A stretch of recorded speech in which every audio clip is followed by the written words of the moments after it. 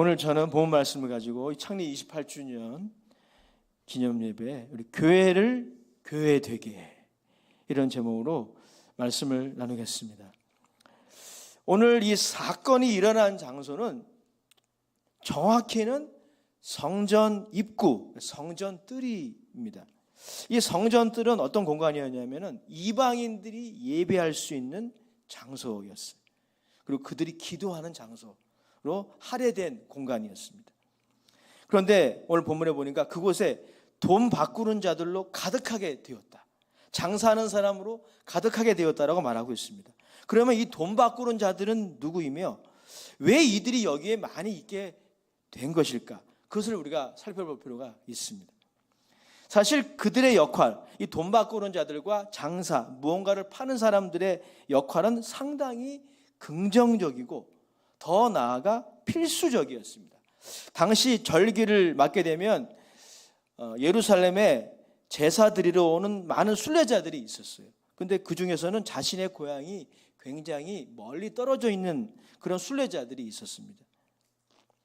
그래서 그들은 이 제사에 드릴 양이나 염소를 직접 가져오기 힘들었습니다. 그래서 성전에 들어가기 전에 하나님께 제사에 드릴 가축을 사야 했습니다. 그래서 이 양이나 염소를 파는 사람들이, 또 비둘기를 파는 사람들이 있는 것이죠. 또 어떤 순례자는 자신이 가져온 헌금을 성전의 은세겔로 바꾸어야만 했습니다. 그러니까 이 돈 바꾸는 자와 가축을 파는 자들이 필요했던 것이죠. 문제는 이들의 존재가 아닙니다. 당시 예루살렘 성전의 당국자들, 그러니까 주로 이 제사장들이죠. 당시는 이 사두개파 제사장들이 그 성전 당국자들이었습니다. 근데 이들은 편의를 위해서 성전의 뜰, 좀 전에 말씀드렸던 그 이방인 예배자들이 기도하는 그 성전 뜰에 이 상거래 장소를 마련해 두었다는 것, 이게 이제 문제의 원인이 되는 것입니다. 심지어 제사장들은 이 장사하는 사람들에게 자릿세를 받아서 취했습니다. 그러니까 그 수입이 톡톡하게 되는 통로였습니다. 때로는 어떤 장사하는 사람들, 그러니까 선량한 사람도 있었겠지만 악한 사람들도 있었어요. 근데 그들은 가난한 순례자들에게, 그들이 다 양과 염소, 비둘기가 필요하니까 비싼 돈을 내어서 물건을 사도록, 그래서 폭리를 취하는 일도 빈번했을 것입니다. 자, 그러니까 예수님이 오늘 본문에서 문제 삼으신 것은 이 제사를 준비하는 방법, 그러니까 제물을 구입하고 또 자신의 가져온 헌금을 성전의 세겔로 바꾸는 이것을 문제 삼으신 것이 아니라 그러한 준비가 어디에서 이루어지는지에 관하여 예수님이 문제를 삼으신 거예요. 성전의 뜰에서 그 일이 이루어지면 안 되는 겁니다. 거기는 이방인들 예배자들이 예배하는 곳이에요. 오늘 본문에 보면 예수님의 굉장히 과격한 행동이 등장을 하죠. 예수님이 장사하는 사람들의 상을 다 엎으시고 그 상들을 채찍을 들어서 치심으로 다 엎어버리십니다. 예수님의 이러한 과격한 행동에 담긴 의도가 무엇이었을까요? 그것을 우리가 살펴보기 원합니다. 예수님이 단순히 그냥 즉흥적으로 화가 나셔서 그 일을 하신 것이 아니죠. 예수님의 의도가 있는 것입니다. 그것은 바로 성전 정화인 것입니다. 예수님은 성전을 정화하기를 원하셨어요. 성전 건물을 깨끗하게 청결을 유지하는 그런 의미가 아니라 성전의 기능이 오용되지 않게 하는 것, 이것이 예수님의 의도였다는 것입니다. 반면에 예수님의 눈에 보기에 지금 예루살렘 성전의 기능이 오용되고 있는 거예요. 잘못 사용되고 있는 겁니다. 이것이 예수님의 분을 격발하게 한 것이죠. 그래서 오늘의 요절 말씀은 13절 말씀이에요. 13절 말씀 다 같이 다시 한번 읽어보겠습니다. 시작. 그들에게 이르시되 기록된 바 내 집은 기도하는 집이라 일컬음을 받으리라 하였거늘 너희는 강도의 소굴을 만들었도다 하시느라. 예수님이 내 집은 아버지의 집은 기도하는 집이다 라고 말씀을 하셨어요. 이 집의 기능을 말씀하신 거죠. 그리고 마가복음의 저자는 한 구절을 더 집어넣고 있어요. 내 집은 만민이 기도하는 집이다. 이 구약 성경의 예언자들에 의하면요, 메시아가 오시면 그가 하시는 일 중에 중요한 것이 바로 이 성전 정화라는 것입니다. 성전 정화. 즉 성전에서 드려지는 예배의 개혁을 메시아가 오시면 이루실 것이라고 일찍이 스가랴 선지자가 예언을 했어요. 스가랴서 14장 21절에 보면 그 내용이 나옵니다. 이렇게 기록하고 있어요. 예루살렘과 유다의 모든 솥이 만군의 여호와의 성물이 될 것인즉 제사 드리는 자가 와서 이 솥을 가져다가 그것으로 고기를 삶으리라. 그날에는 만군의 여호와의 전에 가나안 사람이 다시 있지 아니하리라. 이 개역 개정 성경에는 가나안 사람으로 되어 있는데 히브리 성경에 보면 장사하는 사람이라고 되어 있어요. 장사하는 사람이 다시 있지 아니하리라. 일부 예배 때는 제가 인용하지는 않았는데 이사야 선지자도 메시아라는 분이 오시면 예배를 개혁할 것이다, 새로운 성전 예배가 시작될 것이다라고 예언을 했습니다. 이사야서 57장 7절에 이 말씀을 예수님이 오늘 마태복음에서 인용하신 거예요. 이사야서 57장 7절에 이렇게 말씀하고 있습니다. 내가 곧 그들을 나의 성산으로 인도하여 기도하는 내 집에서 그들을 기쁘게 할 것이며 그들의 번제와 희생을 나의 제단에서 기꺼이 받게 되리니 이는 내 집은, 한번 따라갑시다. 내 집은 만민이 기도하는 집이라 일컬음이 될 것임이라. 이사야 선지자도 예언을 한 것인데 예수님이 이 예언을 지금 인용을 한 것이죠. 복음서를 통해 본 예수의 저자 다렐 모크에 따르면 예수님이 여기서 강력하게 도전하신 것은 무엇입니까? 예루살렘의 성전의 예배자들이 적절한 예배를 잃어버렸다는 거예요. 즉 예배의 본질에서 멀어져서 상업적으로 침식당하는 모습을 예수님은 개탄하신 것입니다.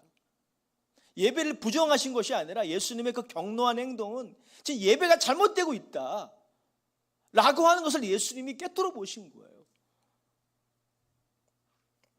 예수님은 괜히 분노하신 것이 아니라 예배의 형식화 그리고 신앙의 세속화가 이루어지는 예루살렘 성전의 예배의 모습을 보시며 분노하신 거예요. 여러분, 예수님이 이렇게 분노하시는 장면이 복음서에, 다른 복음서에 거의 없습니다. 그만큼 예수님이 성전의 기능이 회복되는 것을 강력하게 원하신다는 거죠. 자, 12절 말씀, 예수님이 경노하시는 모습, 아주 충격적인 그런 모습이 나오는데 읽어보겠습니다. 시작. 예수께서 성전에 들어가사 성전 안에서 매매하는 모든 사람들을 내쫓으시며 돈 바꾸는 사람들의 상과 비둘기 파는 사람들의 의자를 둘러 엎으시고. 또한 여러분, 이 본문의 두 번째 의미가 있는데요, 본문을 조사해 보면 이 본문의 사건은 예수님이 메시아로서 자신의 사역이 시작되었음을 공개적으로 드러내시는 사건이에요. 예수님이 이전에는 제자들에게나 예수님을 만난 사람들에게 공통적인 말씀하셨어요. 내가 고쳤다고 말하지 마라. 자신이 메시아라는 것을 드러내지 않으셨습니다. 그런데 이제 지금 예수님이 예루살렘에 올라가시는 그런 상황이거든요. 예수님의 죽음의 사건이 다가오면 다가올수록 예수님이 자신이 하나님이 보내신 메시아, 그리고 성전의 예배 개혁의 주체라는 것을 드러내시는 그런 모습이 등장하는데 본문이 그것 중에 하나라는 것이죠. 이 신학학자 알티 프란스의 주석에 따르면 이 사건을 통해 예수님은 자신이 성전보다 큰 메시아이심을 거리낌 없이 드러내신 거예요. 예수님은 예루살렘 성전보다 크신 분이시다.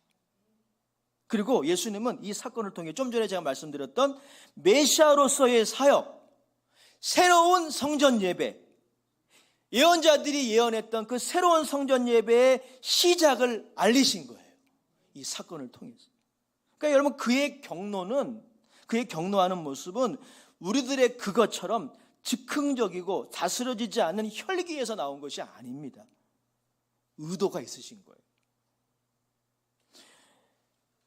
그 예가 오늘 본문에 실제로 등장합니다. 14절을 같이 읽어보겠습니다. 14절 시작. 맹인과 저는 자들이 성전에서 예수께 나오매 고쳐주시니. 오늘 예수님이 이 성전에서 드리는 예배, 새로운 예배의 시작이라는 것을 알리는 사건이 바로 오늘 이 본문 14절의 사건인데요. 마가복음, 누가복음, 요한복음에 다 성전 정화의 사건이 기록되어져 있는데 마태복음에만 이 14절이 삽입되어져 있어요. 이 성전 뜰에서 자신에게 나오는 소경과 저른바리를 예수님이 고쳐주셨어요. 사실 이 소경과 저른바리 그리고 이방인들은 모세오경의 정결법에 따르면 성전 안으로 들어올 수 없는 사람들이었습니다. 하나님이 그들을 사랑하지 않으셔서가 아니라 성전 안으로 들어올 수는 없었어요. 부정한 사람으로 여겨졌습니다. 그래서 그들은 성전 뜰에서 이방인들과 예배를 드린 거죠. 기도를 한 것입니다. 그런데 그 자리에 계신 예수님께 그들이 나왔습니다. 그리고 그들은 치료의 기적을 경험했습니다. 그때 공교롭게도 어린아이들이 예수님을 칭송하며 찬양했어요. 이 사건들은 당시 세 부류의 사람들, 장로들과 제사장들과 서기관들을 자극했습니다. 15절 17절, 자, 그 부분도 같이 읽어보겠습니다. 시작. 대제사장들과 서기관들이 예수께서 하시는 이상한 일과 또 성전에서 소리질러 호산나 다윗의 자손이 하는 어린아이들을 보고 노하여 예수께 말하되 그들이 하는 말을 듣느냐. 예수께서 이르시되 그렇다. 어린아이와 젖먹이들의 입에서 나오는 찬미를 온전하게 하셨나이다 함을 너희가 읽어본 일이 없느냐 하시고 그들을 떠나 성 밖으로 베다니에 가서 거기서 유하시니라. 이 당시 성전의 당국자들, 그러니까 장로들과 제사장들과 서기관들, 이 성전에 늘 있는 사람들이에요. 그런데 이들은 이 예수님께 나오지 않았습니다. 예수님을 그들의 그 시각으로 바라보기만 했지 예수님께 나오지 않았어요. 하지만 소경과 절름발이 이방인들은 성전에 들어갈 수 없는, 평생 들어갈 수 없는 사람들이었지만 예수님의 성전 뜰에 오셨을 때 예수님께 나아갔어요. 그리고 고침받았습니다. 그들의 운명이 달라졌어요. 그들의 인생이 바뀌었습니다. 반면 여러분, 평생 성전에 있는 사람들이에요.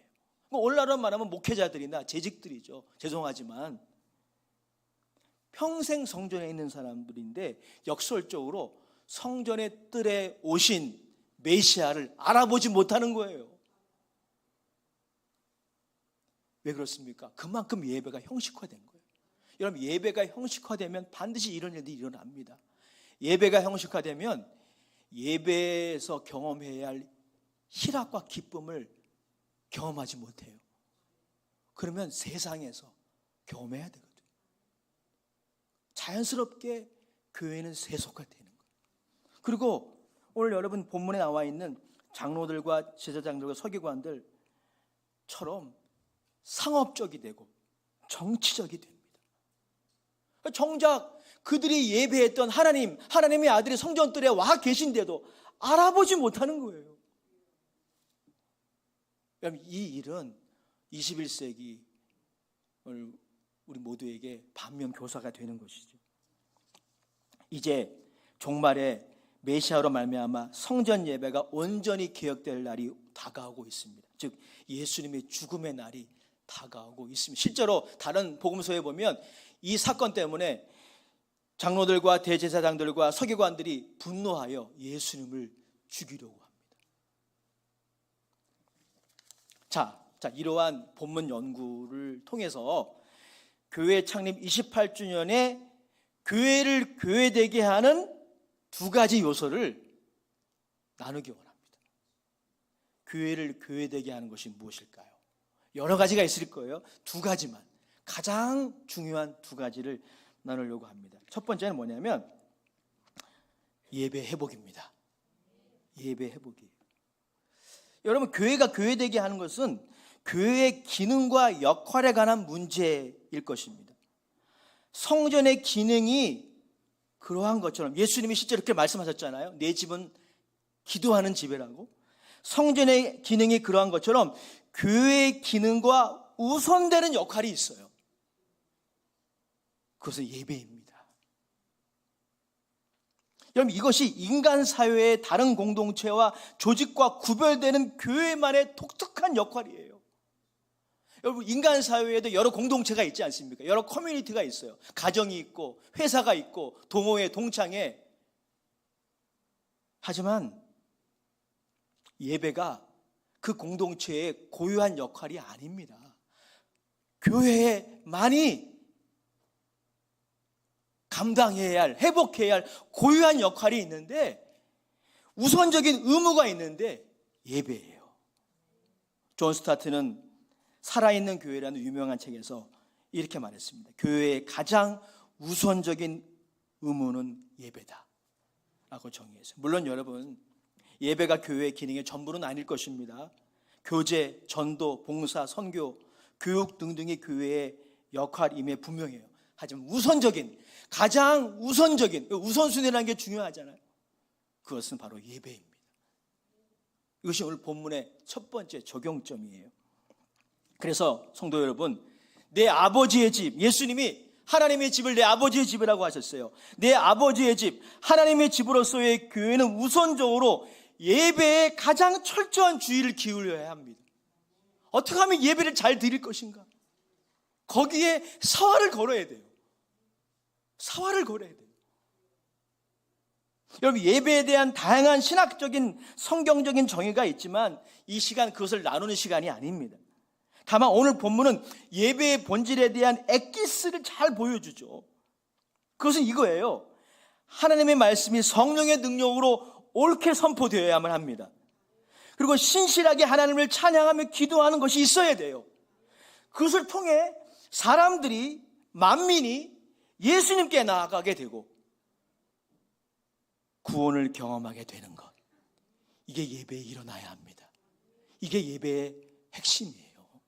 14절 말씀, 다시 한번 그런 의미에서 읽어보겠습니다. 시작. 맹인과 저는 자들이 성전에서 예수께 나와 고쳐주시니.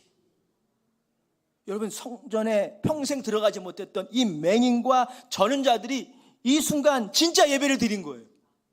진짜. 하지만 평생 성전에 있던 성전 당국자들은 형식적인 예배를 드리고 있었던 거예요. 여러분, 이런 일들이 오늘날도 있을 수 있어요. 그렇습니다. 여러분, 예배는 여러분들에게 하나님이 어떤 종교적인 의무를 지우기 위해서 세팅한 것이 아니에요. 하나님이 예배를 통해 환난 가운데 있는 자들, 위기 가운데 있는 자들을 살려주십니다. 그게 예배예요. 여러분, 예를 들어서 예배자 다윗, 여러분, 다윗을 우리가 왕으로 알고 있는데 사실은 다윗은 예배자였어요. 자신이 왕이기보다 예배자이길 원했던 군주, 그게 다윗이었거든요. 예배자 다윗은 고난당하는 인생들을 하나님이 도우시는데 자신도 고난을 많이 당했잖아요. 그는 10년 동안 정말 이루 말할 수 없는 고난을 당했잖아요. 그런데 고난당하는 인생들을 하나님이 기적같이 도와주시는데 그 하나님을 찬양할 때마다 꼭 하는 말이 있어요. 성소에서 도와주신다고. 성소에서 도와주신다. 자, 여러분, 제 말이 거짓말이 아니라 시편 20편 1절에 제가 오늘 묵도할 때 낭독해드린 시편의 말씀이 그것을 증언하고 있습니다. 시편 20편 1절 2절에 이렇게 말씀하고 있습니다. 환난 날에 여호와께서 내게 응답하시고, 우리 다 같이 한번 읽어보겠습니다. 시작. 환난 날에 여호와께서 내게 응답하시고 야곱의 하나님의 이름이 너를 높이 드시며 성소에서 너를 도와주시고 시온에서 너를 붙드시며 내 모든 소재를 기억하시며 내 번제를 받아주시기를 원하노라. 아멘. 어디서 도와주신다고요? 성소에서 도와주신대요. 예배의 처소에서, 공동체 예배를 드리든 개인적인 예배를 드리든 예배의 초소에 하나님이 기적 같은 도움을 베풀어 주신다. 이걸 다윗이 지금 찬양하고 있는 거죠. 하박국 선지자는 어떤가요? 그는 성소 혹은 성전에 하나님의 현존이 있다고 선언합니다. 하박국서 2장 20절에 이렇게 말하고 있어요. 오직 여호와는 그 성전에 계시니 온 땅은 그 앞에 잠잠할지니라. 어디에 계신다고요? 성전에 계시니. 하나님이 사실 안 계신 곳이 없겠죠. 하지만 하나님의 현존을 경험하는 장소가 따로 구별되어 있다는 겁니다. 성전이에요. 하나님을 예배하는 그곳이라는 거예요. 여러분, 예배는 그래서 종교적인 의무를 하나님 여러분들에게 또 하나 지우기 위해서 세팅한 게 아니에요. 예배는 사실은요, 여러분들을 위한 거예요. 여러분들을. 정말 인생에 고난을 당할 때 피할 곳이 없어서 결국 극단적인 선택을 하게 되는 그런 연약한 인생들을 위해 하나님이 세팅하신 거예요. 그게 예배입니다. 예배. 여러분, 성전은 그야말로 죄인들의, 고난당하는 자들의, 그래서 버림받을 수밖에 없고 형벌받을 수밖에 없는 죄인들의 피난처로 하나님이 세팅하신 거예요. 예배는 축복입니다. 따라합시다. 예배는 축복입니다. 시편 46편 1절이 그것을 잘 증언해주고 있지 않습니까? 시편 46편 1절 제가 읽어드릴게요. 하나님은 우리의 피난처시요 힘이시니 환난 중에 만날 큰 도움이시라. 그 도움을 성소에서 베푸시리라. 주님 말씀하셨어요. 여러분, 이런 예들은 21세기 교회가 교회다운 모습이 어떠해야 하는지 상징적으로 보여주는 것이죠. 그러나 존 스타트가 옳게 진단한 것처럼 많은 경우 오늘날 교회의 예배가 성경적인 예배, 이른바 영적인 예배가 되지 못하는 것이 현실입니다. 존 스타트는 살아있는 교회에서 이 현대 교회의 예배를 이렇게 진단했어요. 모든 교회가 이런 예배를 드리지는 않겠지만 이런 경우가 많다는 거예요. 그는 말합니다. 너무 많은 경우에 우리의 예배는 실제 없는 의식이고 능력 없는 형식이며 두려움 없는 재미이며 하나님 없는 종교다. 우리에게는 전능하신 하나님의 위대하심과 영광에 대한 의식이 거의 없는 것 같다. 우리는 건방지고 경박하며 자존심이 센 경향이 있다. 그 결과 우리의 예배는 때때로 꾀죄죄하고 기계적이고 피상적이고 따분하다. 이 진단이 틀렸을까요? 한번 살펴봅시다. 우리의 예배를 점검해 보자고요.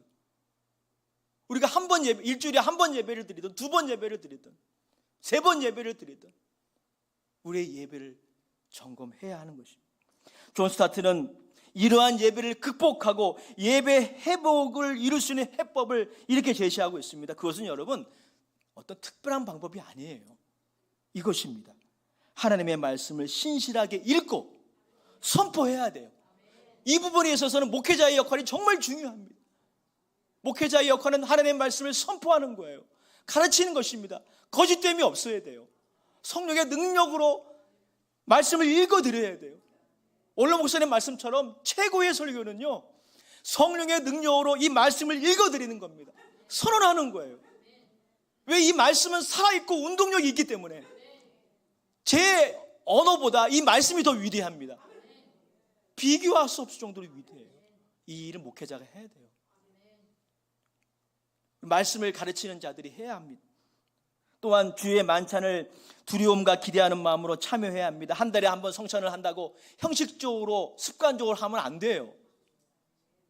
두려움과 기대하는 마음으로 참여해야 합니다. 그리고 신실하게 기도와 찬양을 드림으로 예수님의 현존을 경험하는 것, 이게 예배 회복의 길이라는 것이 또 특별한 게 아니죠. 예수님은 그래서 말씀하셨습니다. 예수님이 예배를, 성경적인 예배를 직접 정의하신 것을 읽어보겠습니다. 요한복음 4장 24절, 우리 다 같이 요한복음 4장 24절 읽겠습니다. 시작. 하나님은 영이시니 예배하는 자는 신령과 진정으로 예배할지니라. 아멘. 자, 오늘 본문의 두 번째 메시지는 교회가 교회되기 위해서 열매를 맺어야 한다는 것입니다. 여러분, 이것도 사실 예배 회복과 관련이 있는 주제예요. 첫 번째 주제와 관련이 있는 주제입니다. 오늘 본문의 사건은 후에 이어지는 하나의 사건과 연결되어 있는데요. 그 사건이 뭐냐면 예수님이 열매 없는, 잎만 무성한 열매 없는 무화과 나무를 저주하셨어요. 그리고 그 무화과 나무가 뿌리채 말랐습니다. 잎만 무성한 무화과 나무는 무엇을 상징합니까? 성전의 기능을 상실한 예루살렘 성전을 상징하는 거예요. 그러므로 여러분, 교회가 교회되기 위해서는 열매를 맺어야 합니다. 두 가지 열매를 꼭 맺어야 되는데요. 소개하고 마치겠습니다. 먼저 교회는 올바른 삶, 우리가 예배할 때 고백하는 그것과 합당한 삶의 열매를 맺어야 합니다. 누릴 수 있어요. 우리가 예배 때 고백하는 신앙 고백과 우리의 삶의 이 일치가 느리게 진행될 수 있어요. 우리가 연약하기 때문에. 저도 그래요. 느리더라도 조금씩 열매를 맺어야 합니다. 이것이 바로 하나님께 드려야 할 영적 예배입니다. 로마서 12장 1절 2절이 그것을 우리들에게 권면하고 있습니다. 그러므로 형제들아, 내가 하나님의 모든 자비하심으로 너희를 권하노니 너희 몸을 하나님이 기뻐하시는 거룩한 산제물로 드리라. 이는 너희가 드릴 영적 예배니라. 너희는 이 세대를 본받지 말고 오직 마음을 새롭게 함으로 변화를 받아 하나님의 선하시고 기뻐하시고 온전하신 뜻이 무엇인지 분별하도록 하라. 보십시오. 예배를 그렇게 드리는데도 여전히 가치관이 세속적이고 거룩함의 열매를 맺지 못하는 경우가 종종 있어요. 저에게도 있더라고요. 제가 1부 예배 때도 간증을 했는데 제가 우리 어제 사모 목사님하고 교회 봉고차를 타고 뭘 사러 갔어요. 의정부에 길을 잘못 들어가지고 골목길을 들어가게 됐는데 제 앞에 가는 트럭이 트럭이 좀 빨리 가야 될 거 아니에요. 길을 못 찾는 건지 막 지지부진한 거예요. 제가 좀 화가 났어요.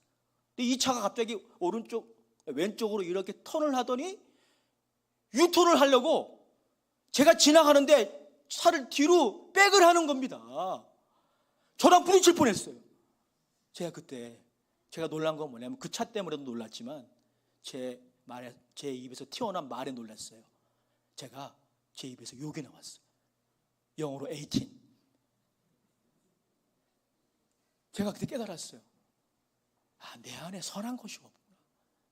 여러분, 우리 교회에서 예배 가장 많이 드리는 사람이 누구입니까? 저거든요. 이렇게 교회에서 예배를 드리는데도 여전히 변화되지 않는 이 모습 우리에게 있지 않습니까? 우리는 그렇게 예배를 드리는데도 자신의 소견이 하나님의 말씀보다 앞서는 경우가 얼마나 많습니까? 우리가 드리는 예배에 합당한 삶이 조금씩이라도 이루어져야 돼요. 그게 교회가 맺어야 할 열매입니다. 거룩의 열매. 두 번째, 여러분, 교회가 맺어야 할 두 번째 열매가 있는데요. 그것은 영원 구원의 열매를 맺어야 합니다. 요즘 부쩍 들은 생각이 이것입니다. 사람이 곧 교회다. 이 생각이 부쩍 들어요. 사도 바울도 신학적인 교회 개념을 이렇게 정립했습니다. 교회는 에클레시아다. 즉 사람들의 모임, 공동체이며 그 구성원인 우리 한 사람 한 사람의 몸이 성전이라고 바울이 교회를 정의했어요. 고린도전서 6장 19절에 이렇게 말씀하고 있습니다. 너희 몸은 너희가 하나님께로부터 받은 바 너희 가운데 계신 성령의 전인 줄을 알지 못하느냐. 너희는 너희 자신의 것이 아니니라. 저는 평일에 교회에 출근을 하여 교회 이곳저곳을 돌아다니며 종종 순찰을 합니다. 교회가 넓다 보니까 가끔 다 살피지 못한 점도 있던 것이 사실입니다. 그런데 그럴 때마다 종종 느끼는 것은 이 훌륭한 교회 건물, 이 대예배당, 아동부 성전, 중고등부 예배당, 구루터기홀, 애찬실 등등의 구원받고 그리스도의 제자로 세워지는 사람들이 가득 차야 하는데 그렇지 못한 현실이 좀 아쉬워. 성도 여러분의 기도와 헌신으로 이렇게 아름다운 예배당이 건축이 되었습니다. 또 여러분의 헌신으로 훌륭한 음향 시스템은 좀 더 이렇게 발전을 해야 되겠지만 영상 시스템 구축이 되었지 않습니까? 또 부속실 등이 정말 잘 돼 있지 않아요? 근데 2% 부족한 것이 있는 것 같아요. 이것들이 충분히 활용되지 못하고 있는 것 같아요. 그저 일주일에 한 번, 길어야 3시간, 4시간입니다. 보십시오. 사람들이 자주 사용하고 방문을 해야 새로운 시설 구축이 되고 기존 시설의 유지 보수의 필요성도 증대되는 것입니다. 그 일이 잘 진행되는 것이죠. 하지만 폐가 아시죠? 폐가. 사람들이 안 가면 그 건물은 점점 허름해지는 거예요. 사람이 교회입니다. 그래서 예수님이 그러시잖아요. 내 집은 만민이 기도하는 집이라고. 만민이 기도하는 집. 메시아가 이 땅에 오시면 하나님이 민족과 열방 가운데서 수많은 사람들을 성전으로 인도하실 거라고 그렇게 예언하시잖아요. 그래서 창립 28주년을 맞이하여 저의 기도 제목과 비전은 이것입니다. 여러분의 기도 제목과 비전이 되었으면 좋겠어요. 저와 모든 부교육자들 그리고 여러분들이 더 많은 사람들에게 복음을 전해야 합니다. 그들을 살려야 돼요. 성전으로 오게 해야 합니다. 예수님의 제자가 되게 하고 그리고 교회에 와서 교회 건물을 이용하게 하는 것. 저의 비전이에요. 우리 교회의 모든 건물이 그냥 이 공간에 딱 세워져 있는 것으로 끝나는 것이 아니라 무사람들이 와서 이곳에서 예배하고 이곳에서 기도하고 하나님을 만나고 인생이 달라지고 이 시설들을 이용했으면 좋겠습니다. 이게 저희 기도 제목이에요. 이것을 위해 우리 교회는 지역사회의 복음화에 힘써야 합니다. 지역에 봉사하는 방법이 무엇일까 기도하며 궁리해야 합니다. 사도행전 2장 46절 47절 우리 같이 읽어볼까요? 사도행전 2장 46절 47절 이것이 여러분 우리의 교회의 모습이 되었으면 참 좋겠어요. 시작. 날마다 마음을 같이하여 성전에 모이기를 힘쓰고 집에서 떡을 떼며 기쁨과 순전한 마음으로 음식을 먹고 하나님을 찬미하며 또 온 백성에게 칭송을 받으니 주께서 구원받는 사람을 날마다 더하게 하시니라. 이런 교회가 되기를 간절히 원합니다. 여러분도 원하시고 기도해 주시기 바라요. 초대교회 성도들은 질서와 조직은 그들에겐 정관 같은 거 없었어요. 서툴렀습니다. 하지만 그들은 모이기에 힘썼어요. 기도에 힘썼습니다. 하나님의 말씀과 떡을 함께 나누며 교제하는 데 힘썼어요. 무엇보다 주께서 구원받는 사람들을 날마다 더하게 하셨어요. 오늘날 사람들이 평일에 어디에 많이 가 있죠?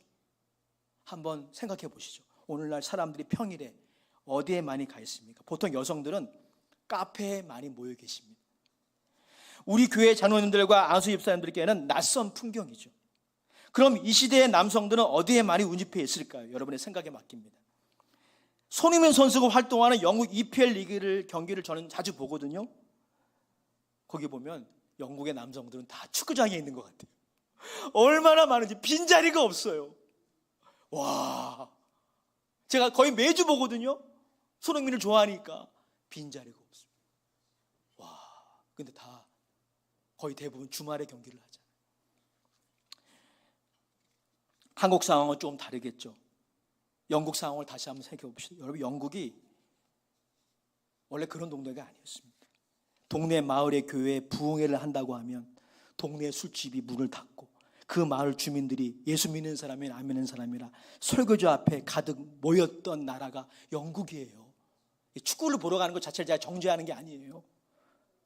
그런데 그렇게 축구장에는 인산이 있는데 영국 교회를 가보세요. 유럽의 교회를 가보면 아니 뭐 가보지 않은 유튜브를 보시면 다 아실 수 있어요. 교회는 그냥 건물만 남아있습니다. 교회가 박물관처럼 되어버리고 있어요. 한국은 뭐든지 빨라. 이 영적인 면에서 급속히 소고화되고 있지 않아요? 위기입니다. 그래서 요즘 얘기를 들어보면 이런 얘기가 많아요. 목사님들 얘기 들어보면 교회 건물을 대출을 받아서 정말 세련되고 아름답게 웅장하게 지었어요. 너무 좋은 것이죠. 저는 너무 훌륭한 일이라고 생각합니다. 보다 쾌적한 환경에서 성도님들이 예배 드릴 수 있다면 너무너무 좋은 거죠. 근데 문제는 교회는 그렇게 지었는데 성도가 없어요. 헌신하는 사람들, 구체적으로 말하면 헌신하는 사람들은 점점 줄어들고 있어요. 그러다 보니까 교회가 이자를 갚지를 못해요. 목회자가 무리하게 목회를 진행합니다. 결국 경매에 붙여지고 심지어 이단에 넘어가는 교회 건물도 늘어나고 있어요. 사람이 교회입니다. 사람이 교회예요.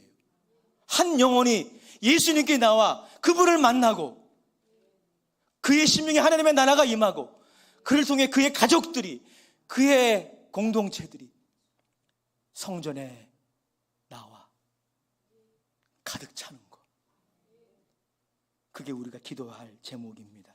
제가 단순히 양적인 부흥을 강조하는 것이 아닙니다. 성경에 예언되어 있기 때문에 하박국 선지자는 예언했습니다. 물이 바다 덮음같이 메시아가 오면 이 일이 일어날 것이다 예언한 거예요.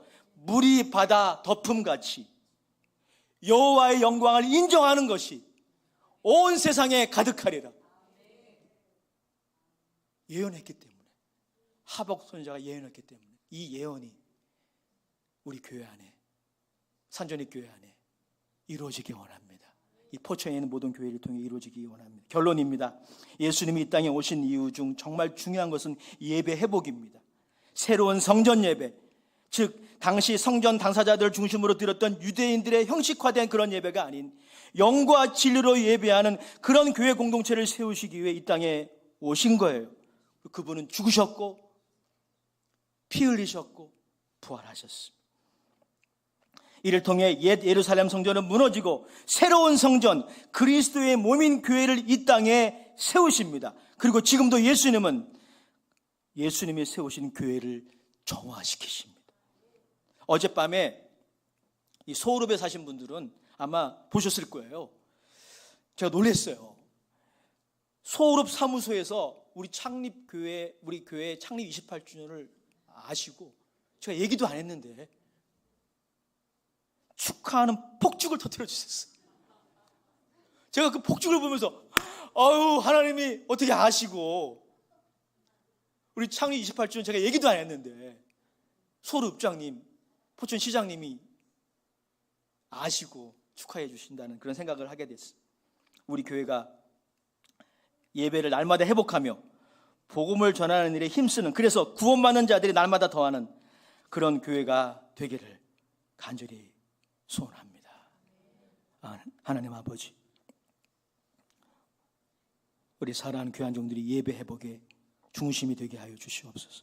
물이 바다 덮음같이 여호와의 영광을 인정하는 것이 온 세상에 가득하리라. 그 예언의 말씀이 이 시대에 이루어지기 원합니다. 한국교회 안에 이루어지기 원합니다. 우리 다음 세대 안에 이루어지기 원합니다. 특별히 우리 교회와 산전이 순복음교회에 이루어지게 하옵소서. 예수님의 이름으로 감사하며 기도합니다. 찬송가 524장